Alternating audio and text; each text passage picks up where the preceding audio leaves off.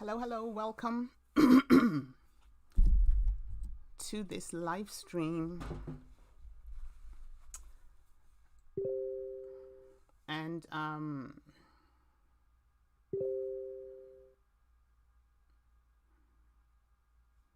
just want to welcome you. If this is your first time, welcome to my channel. My channel is Similolu, and my name is Similolu. My channel is Similolu. And if you are into trading, cryptocurrency, forex, futures, whatever it is, this is the channel you need, because on this channel we well, when I say we, I really mean I. But right now I do have a trading group, and so hence the we part. But everything you would need to help you improve your trading game. That's what this channel is all about. So I do a lot of technical analysis just to help your trading. Look, there's a percentage out there, and I was presented with this percentage when I started moving into trading a few years ago, and that is that 90% of traders do not succeed in trading. And I determined not to be part of the 90%. Now, with this live stream is to help you not to be part of that 90% either. And hopefully, we'll hear back from you sooner than later, about how some of these tips and strategies that I share with you weekly actually help. Okay, so today I want to talk about a different type of title for me, which is never again day trade like a noob.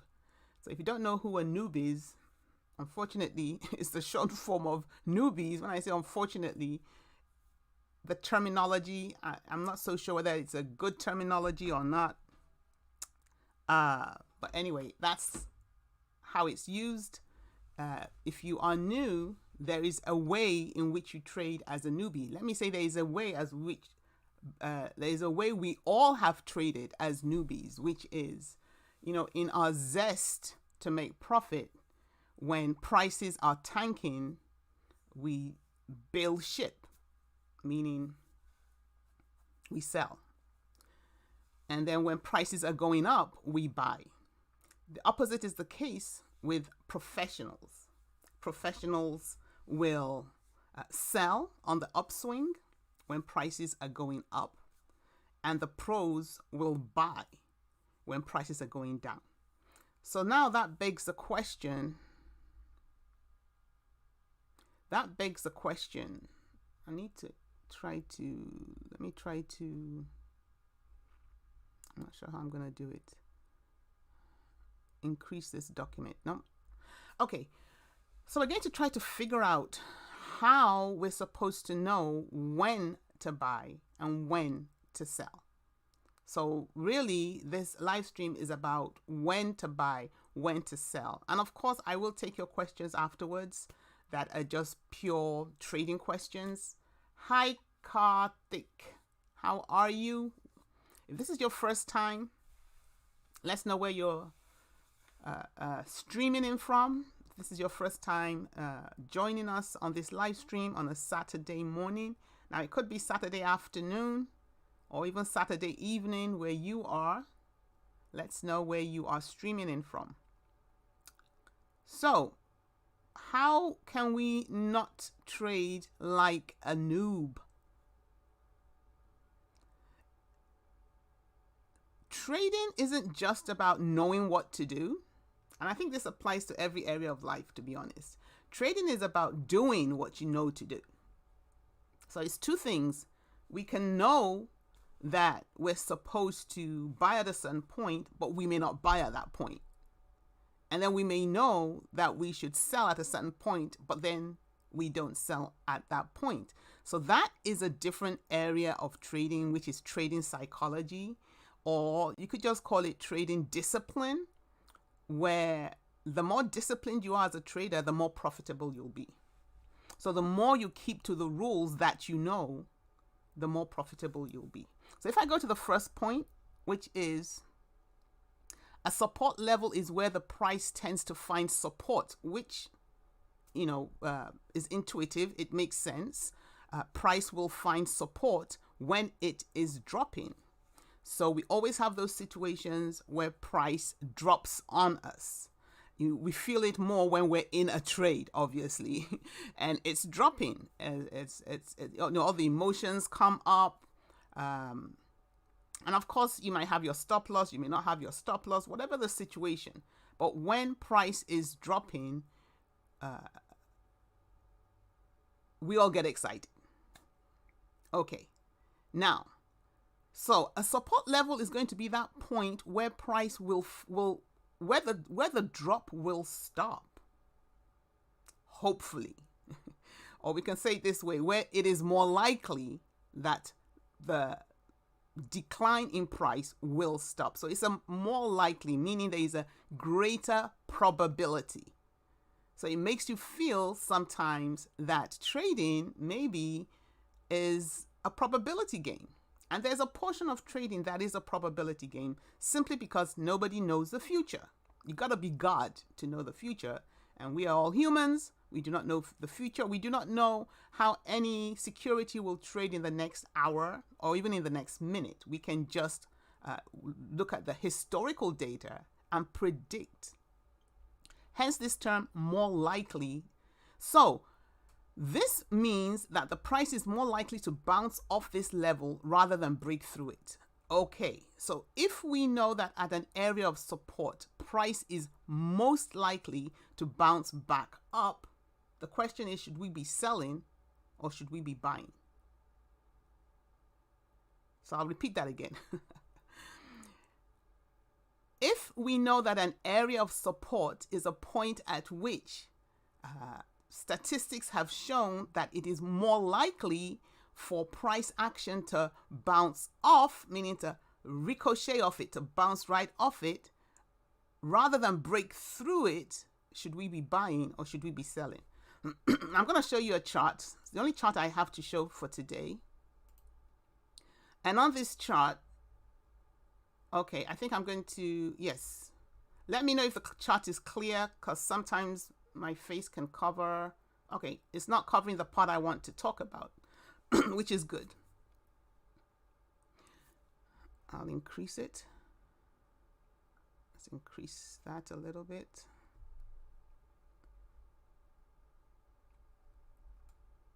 Okay, I think I like this now. I don't know why I have. Okay.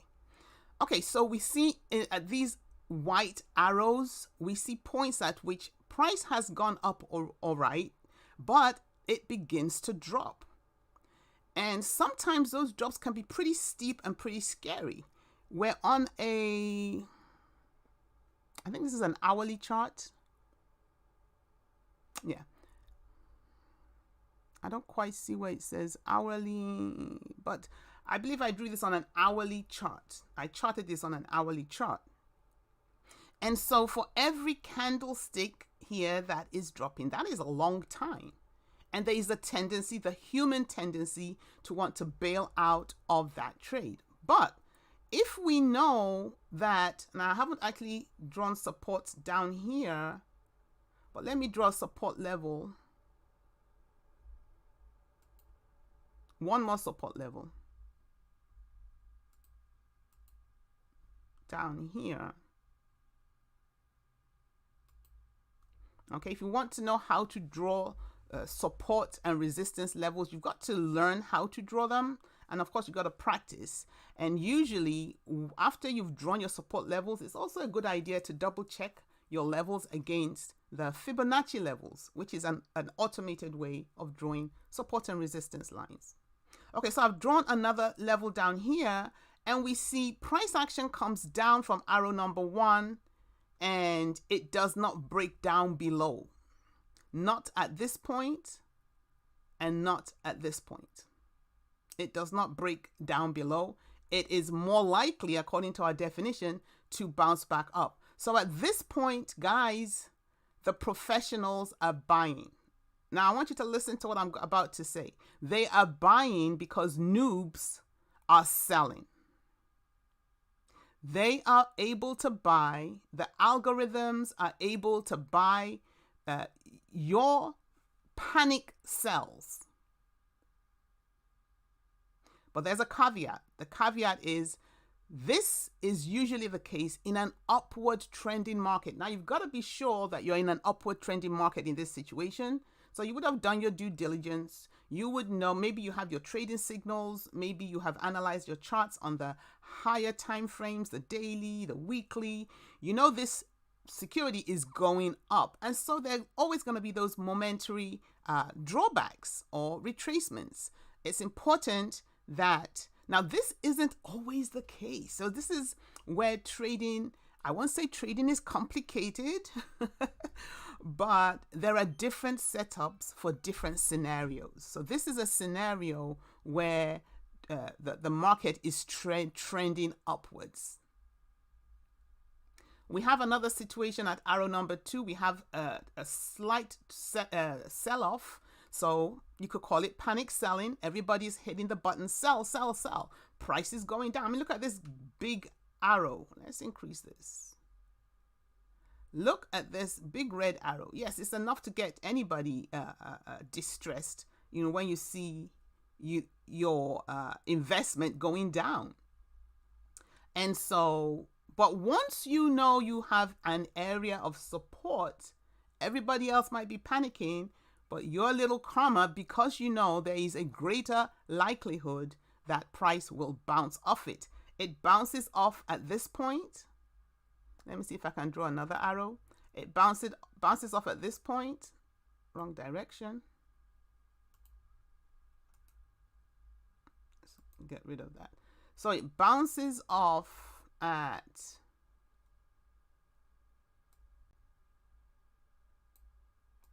this point, and it bounces off again at this point. Okay. And if you've been with me for any length of time, you'll know I like my colors to tell a story. The bounce off support, not that one, the bounce off support is at, you gotta be a bit concise with these settings sometimes. Make sure you're clicking on the right part of the chart. The blue areas is where we have that likely chance has occurred, and price trended back up. Now we see over on this third area, we see it at the third point here, price doesn't quite come down. There's a sell-off, people are selling, they're getting excited. Oh, there's my investment going down. The noobs are getting excited, but you, hopefully, as the more seasoned trader, I mean, if you're listening to me already and learning these concepts, and you're already a little more seasoned than the guy who doesn't really understand the importance of support and resistance. But I want you to look at, let's move, see if I can move. Yeah. Look at this baby here, guys, this area. Just look at what happens here. And this time I'm going to use, look at what happens in this rectangle. Price action. So of course, maybe at this point, it will be a good point for me to change the color of, no, I removed it.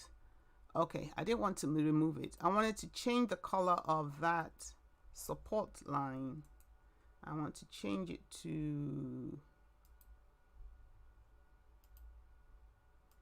let's try purple. Okay, so now to the left of this dotted line, our purple level was resistance, but to the right, it becomes support. So now we're further along in time.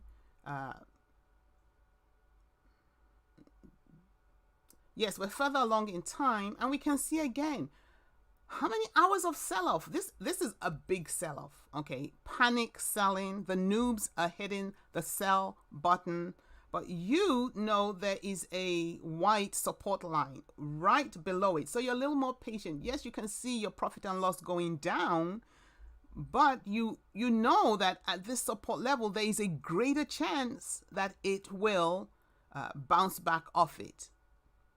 Again, the caveat being that you know you're in an upward trending market. You know your security, based on your analysis, you know it's upward trending. And look at this. Everybody jumped off. We've all been there. You're in a trade, it's going down, you sell, and the minute you sell, that baby jumps right back. It's almost like it was waiting for you to sell for it to jump back up. And then you wonder, what made me come out of that trade? Yeah, so it happens to us. So what we want is, in trying to improve our trading style, we want to do that less and less often, to the point where we're not doing it at all. The reason why it's something that you have to practice to do is because your emotions are always there. And we, as traders, we improve by being able to allow the reason and the logic of the charts to override our emotions. Hence the psychology of trading, which is a very, very important aspect of trading. Without understanding the psychology of trading, it's going to be hard to be profitable. Take it from me, it took me 2 years before I could register a profit in my trading. Not that I wasn't winning trades or losing trades, but I was losing more trades than I was winning, all because I didn't understand about trading psychology. So that's it. I always like to look at the time. That's it for my charting for the day. I'm going to go back to so a support level, we've done that. Now let's move on to a resistance level. So it's the opposite is the case. So in a resistance, now this second part is important in a downward trending market. So in a downward trending, so let's read it. It says a resistance level is the opposite of a support level. Yes, we know that. It is where price tends to find resistance as it is rising. So price is going up, and then it hits that top point where there is a greater likelihood that it will bounce down. The noobs are buying as it's approaching resistance. We've all been there. Hands up. Remember in class and say hands up if you've been there. We've all been there where price is going up, we're getting excited and we're jumping in. But the pros, let's see what they're doing. This means that the price is more likely to bounce off this level rather than break through. So the pros are doing what? They're taking profit. The pros cannot take profit if you are not, now remember with a trade, a buy means somebody has sold.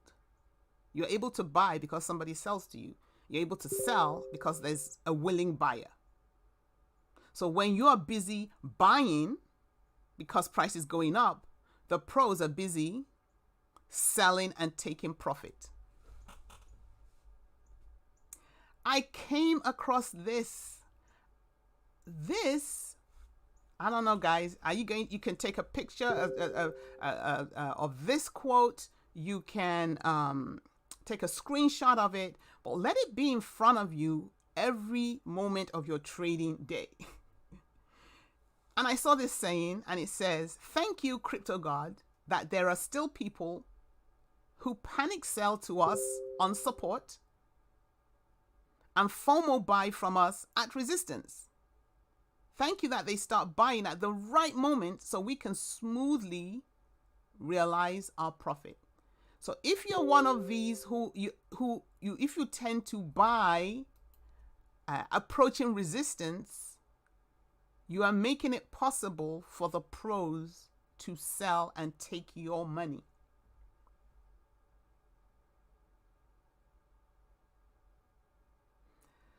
So I started off by saying it's one thing knowing about these things, and it's a completely different thing doing. The doing only comes by practice. So screenshot this saying, guys. I'm probably going to post it. I'm probably going to pin it at the top of my Telegram group. Now, this is a funny story. I have a Telegram group, and I always pin the link to this Telegram group in the chat box.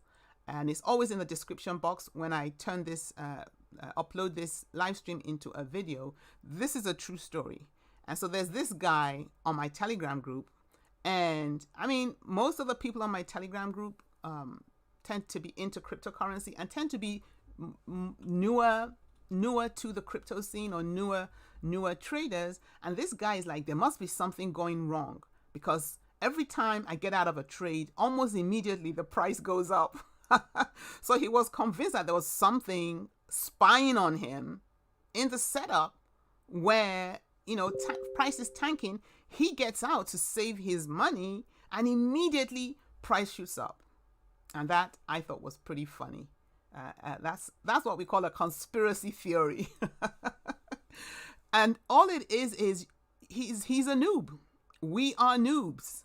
If you do that, then you are funding the whales. You are funding the algorithms. You are funding the more seasoned traders who know exactly what to do.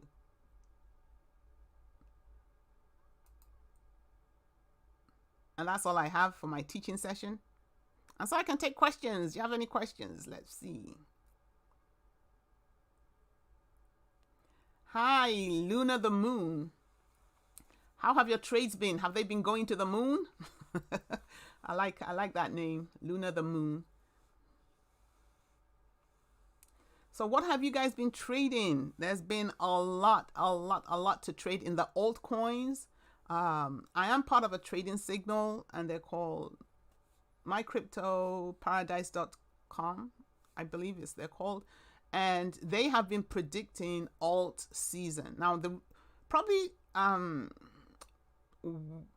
I guess I will say maybe the main reason why I actually like this particular trade signal a website, or that I'm subscribed to, is that they do a lot of analysis, and I am an analysis gal. I like my analysis. I like to understand why I'm going into a trade.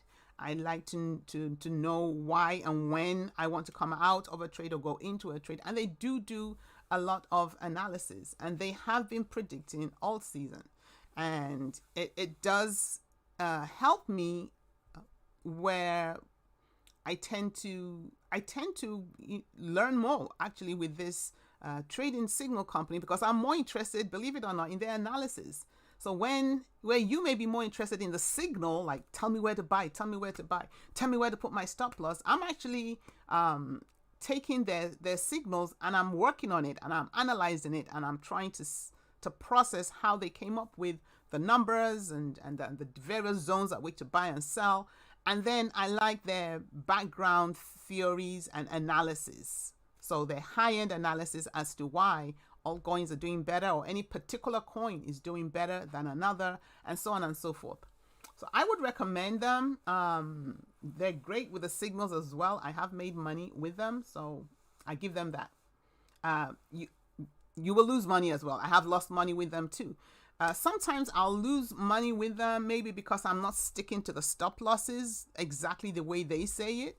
So that's one thing. Another way you can lose with trading signals is if they're recommending a buy zone and price has gone past the buy zone and you still jump in anyway. So there are different ways you can misuse or mismanage trading signals. So one trading signal would work for one person and they can come off with a hefty profit, and for another person it doesn't work because you don't even understand the meaning of the different entry points, exit points, and why you have to stick to them. I see Doge. Congratulations, Luna the Moon, on Doge. Yes, a lot of us have profited from Doge. It's possible to lose from Doge, guys, because Doge has been there's been a sell-off. There's been I don't know whether to call it a panic sell-off, but there has been a sell-off. Yesterday Doge hit 44 cents. Now that is momentous. When I first got into Doge, it wasn't even 1 cent. I picked up my Doge when Doge was not even 1 cent. Can you beat that? It had so many zeros at the end of the decimal point. And for it to be 1 cent, it needs to have only 1 zero. So congrats to you, all of you who got into Doge. And there were a bunch of other coins that did well also.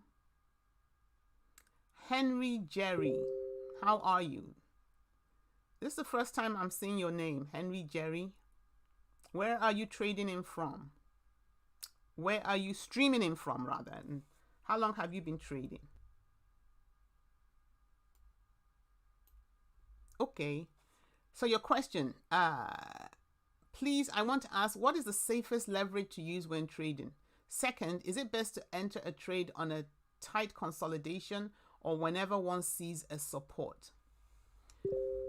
Your first question is too general. What is the safest leverage?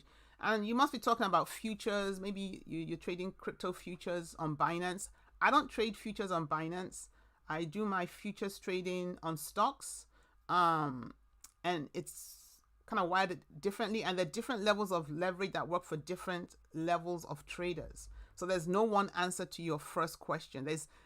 Everybody wants to be safe, but some of the ways to be safe, or the main way to be safe, is by knowing what you're doing, and don't hit the button to buy anything if you don't know how or when you want to exit your trade. That's the safest leverage. Your safest leverage is what you know up here. Your second question is it best to enter a trade on a tight consolidation or whenever one sees a support? Now, I've created a video on when to find the best time to enter a trade. I did a live stream on that, and then I created a video during the following week, and then I did one for when to exit a trade. And what I recommend is not to enter or exit a trade based on just one indication. So don't rely on just one indicator. Don't just rely on support and resistance. Don't just rely on RSI. If you're into your indicators, don't just rely on the fact that it's consolidating. Now, the fact that it's consolidating is simply, it's in the accumulation phase. So that security or the market, whatever it is in an accumulation phase, and it can break up and break out, or it can break down. And the only way you're going to know, Henry Jerry, and we still don't know where you're streaming in from, Henry Jerry. The only way we're going to know which way it's going to go is by our technical analysis. Sometimes there's no one answer. I can't stay here and say, oh, when your RSI has this number. Even though we do know with the RSI is a great indicator to let us know when to get into a trade. And that's for another topic with RSIs, because you're looking out for when that stock is, or when that security is oversold or overbought, and that alerts you as to when to enter a trade. For me, I have certain key indicators that must be before I enter a trade. I'm very big on support and resistance levels. So I only want to enter a trade when I'm sure I'm at an area of support. One, I want to enter a trade. I must see a cross on my moving averages. I must see a cross. Now, when you see a cross on the higher up moving averages, it's a stronger indication that the trend is moving the way you want it to than when you see a cross, say, on a 1 minute or 5 minute. So if I'm going to enter a trade, I will look at my 4 hour. I'll look at my daily. My daily may not have a golden cross. My 4 hour might have a golden cross. If my 4 hour has a golden cross, that means there has been a golden cross on all the time frames lower and smaller than the 4 hour. There'll be a golden cross on the 1 minute, 5 minute, 15 minute, and so on and so forth. I'm a day trader, so I will look for that golden cross on the higher time frames, and then I'll go down to my smaller time frames. I need to see a golden cross on the 1 minute. I need to see a golden cross on the 5 minute. If I see a golden cross on the 15 minute, I am in that trade, but it's got to corroborate with all my other indicators. There's no one straightforward answer. I wish there was. If there was, I think we'd all be millionaires. Henry Jerry is streaming from Lagos, Nigeria. Oh, and Henry is my newest follower. Welcome on board, Henry. I hope you have a very pleasant trading journey. Let me put it this way. I hope you have a more pleasant trading experience than I had as a newbie. I lost so much money as a newbie. I could make money on Monday and be so excited, make money on Tuesday, and then Wednesday I just see it all disappear before my very eyes. And I wouldn't know what I'd done wrong. I didn't know about support and resistance and all that good stuff. I mean, I was into the moving averages, but I didn't know a lot more than that. And so there's more to it than that. Bollinger Bands. Anybody here a Bollinger Band fan?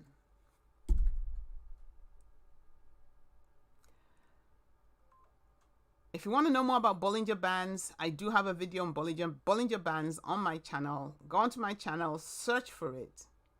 Bollinger Bands.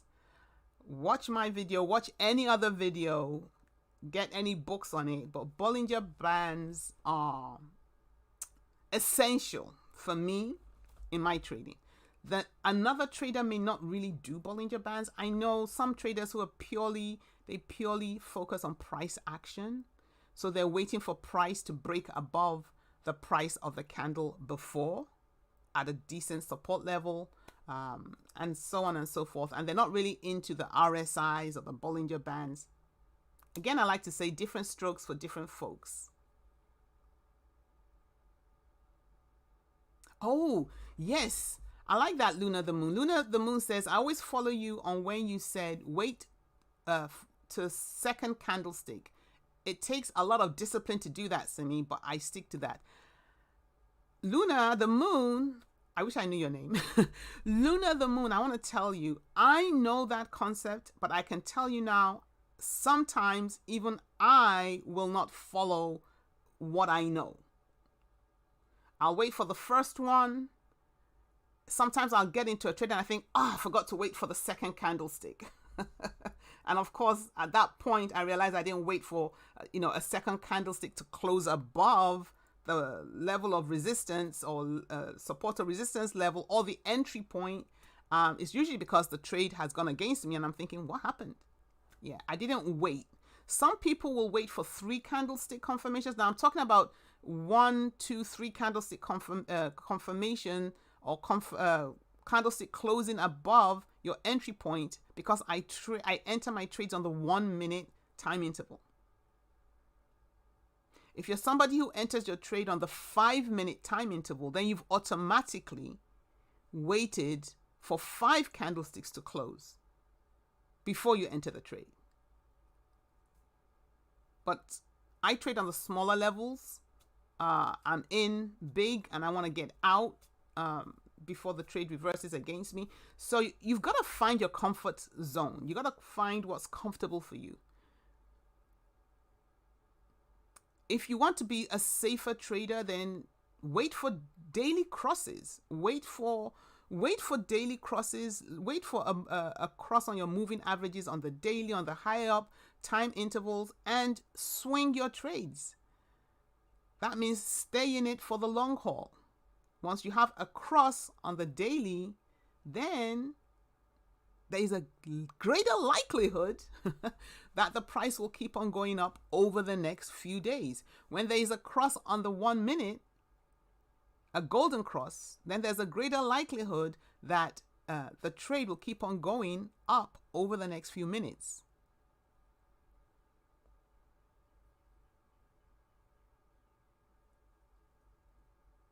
Salil says, what is the golden cross? The golden cross is just when you have several moving averages. You have several moving averages on your charts. And your moving averages are over different time intervals. So you could have a 3-minute moving average and a 5-minute. You could have a 5-minute and a 10-minute. When your 5-minute moving average crosses above your 10-minute moving average, then we say the averages, your moving averages have golden crossed, or you have a golden cross. When your smaller moving average crosses below your larger moving average, then we say that you have a death cross. Now, it sounds awful having a death cross, but yeah, and usually the sign of a golden cross will be a sign to get into a trade, and the sign of a death cross will be the time to get out of a trade. Okay, so who asked that question? Soliu. Soliu, if you look on this chart, let's enlarge that again. Can you look on this chart, and over in the corner here, my blue line, my blue moving average is the 5-minute, and my yellow one is the 10-minute. Now let's look for points where we have a golden cross, where the blue, look at here, right here, the blue crosses over the yellow. And what happens? Look at this huge green candlestick that occurs after that crossover. Now let's look for a death cross. Over here, we have the blue, or the 5-minute, crosses down below the 10-minute. And what happens after that cross? Sell off. Down, down, down she goes. And so I trade by my moving averages.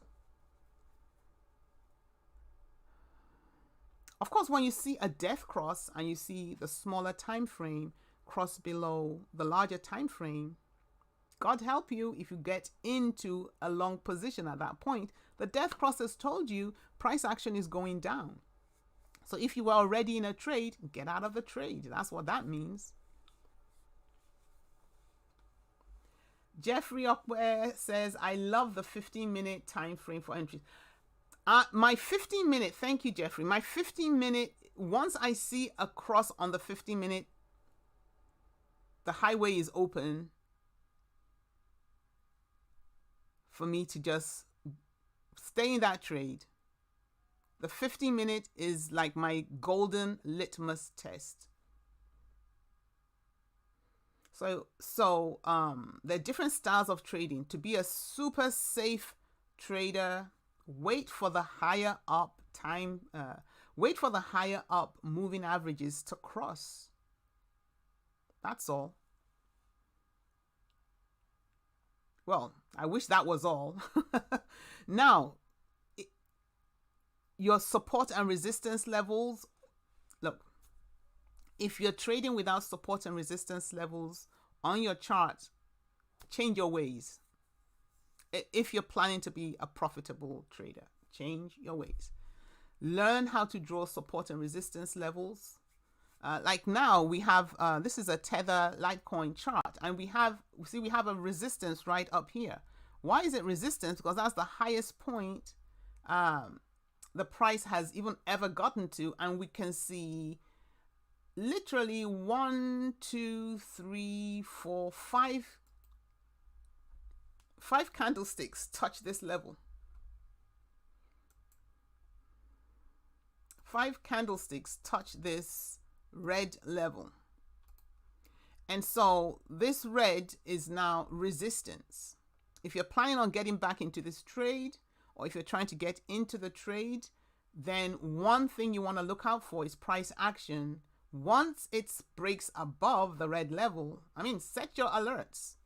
Set your alerts so that you know when price action breaks above. And like Luna the Moon has discovered, she waits for 2 candlesticks. Now, Luna the Moon, what time frame, on what time frame do you enter into your trades? I'm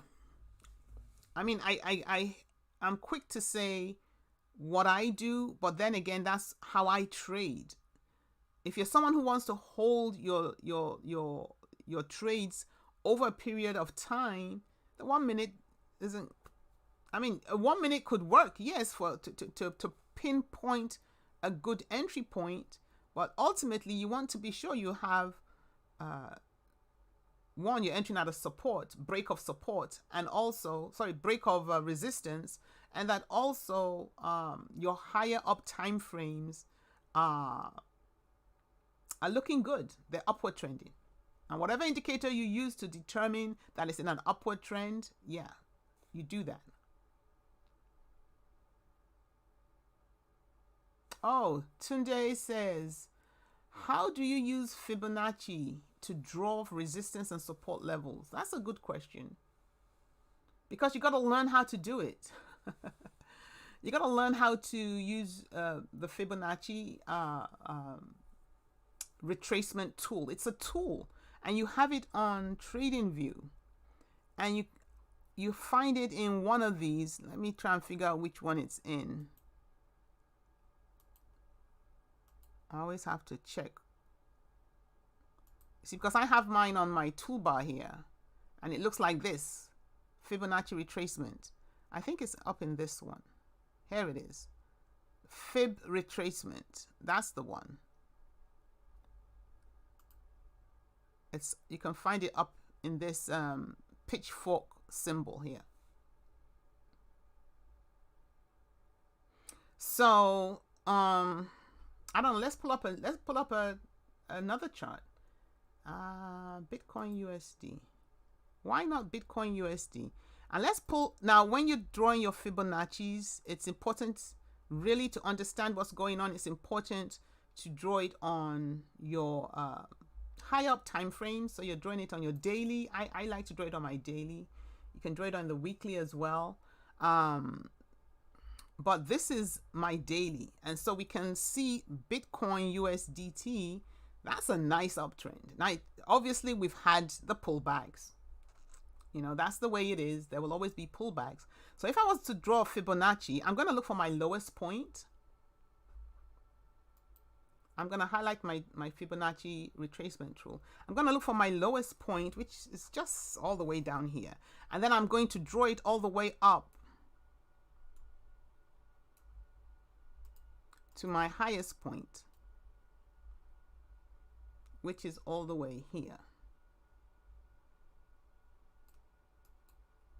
And there I've drawn my Fibonacci support and resistance levels. Okay. And we have the various, okay, so at the bottom is, we drew it from the bottom. So we have our, I wish I could get rid of, okay, let me enlarge this. Oh, way better. Okay. So we can see we have, it goes from 0% all the way to 100%. And it just, I don't know, it does this mathematical permutation thing, and we get these levels. And you'll see if you've drawn your Fibonacci right. Now look at this. This is the 61% Fibonacci line. This one here. Can you see? Now I'm gonna draw a, let me draw a, what do you call it? A trend line, not a trend line. A price line right on here. Can you see where I drew this price line? Right on here, and I'm gonna make it white. I'm gonna make it fat. Okay. No, that didn't work. Forgive me, guys. I think I'm a little OCD with the coloring system. A little over the top. I like my colors to look just right. White. Okay, let's just do white. Okay, so the Fibonacci extension tool, a retracement tool. The extension tool is a different one. The Fibonacci retracement tool told us that at this white level, they call it the 61% line, that this is a level. But look at what happens. Look at what happened at this level. Price came down during a sell-off and it bounced off the Fibonacci 61% retracement line. It does it again here perfectly. Wow. It actually does a good job. What I find sometimes is when I'm drawing them, you know, I'll see, like what I do is I'll draw my levels and then I will draw the Fibonacci levels and see how close I got with my level drawing to the Fibonacci levels. And then that lets you know if you're drawing your levels correctly. But we can see there's a coinciding with these levels, with the Fibonacci levels, coinciding with the support levels, where price action comes all the way down to, this is the 38%.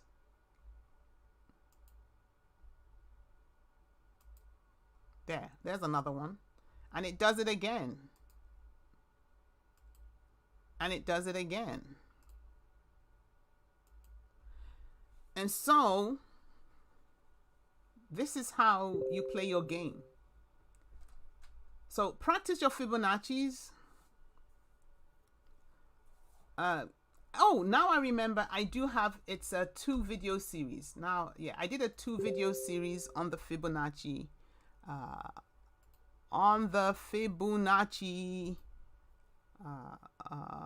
Drawing Fibonacci levels.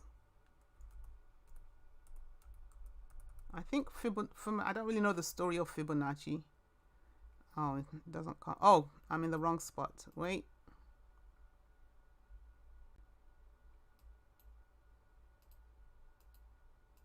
So I would just say go to my channel and search, like I'm trying to search Fib. I'm trying so hard to search. And yeah, those are the 2 videos I made.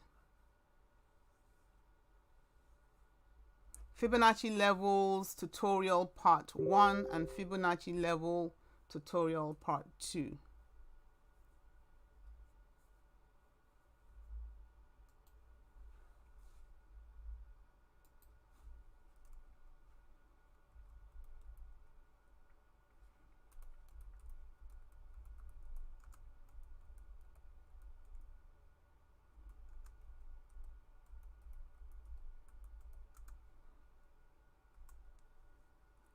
There.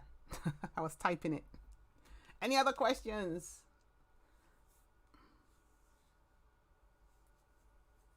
Hi. Oh, I love your name. I cannot read it because it's not even in it's not in like the English alphabet. But I must say your name looks Russian. Do you have an English version of your name? Because if I wanted to pronounce your name, I have no idea, because your letter system. Where are you from?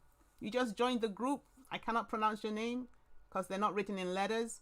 Tell us where you're from. I'd love to know what country you're from and what language that is. Okay, Agus says, I'm streaming from London. Are there pitfalls with futures hedging, simultaneous long and short for risk management? Ooh. Are there pitfalls with futures hedging? If you're a newbie, I personally will suggest, and this is not financial advice, don't get into futures if you're new. I would say if you're less than 1 year trading, not a good idea. You just have to hone your skills. It's almost like, who would give if you would give your 13-year-old child or nephew or niece, you'd give them $100, maybe for their birthday, and you can trust them with $100, and they'll, save some, spend some, and not lose it. Would you give that same 13-year-old $1,000? Well, that's how I liken futures trading. Trading futures is for those who know what they're doing. And if you know what you're doing, then I'll tell you now, Agus, there are pitfalls in just plain in any form of investment. There's nothing you're going to get into in life where there are no pitfalls. So there are pitfalls. Now I trade options, and with options, you're using a very high leverage rate, which is 100x. And so, what are the pitfalls? What are the pros? The pros are, you're gonna win big. What are the pitfalls? The cons are, you're going to lose big. So you better know what you're doing. And that's my answer to that. And I think I'm going to call it a day. I want to thank you all for staying with me this length of time. I started these live streams this year. I wasn't really sure how it was going to go. But you know what I say? Like when I first started my live streams, it will be like 3 people. There'll be 3 people on the line, on the live stream.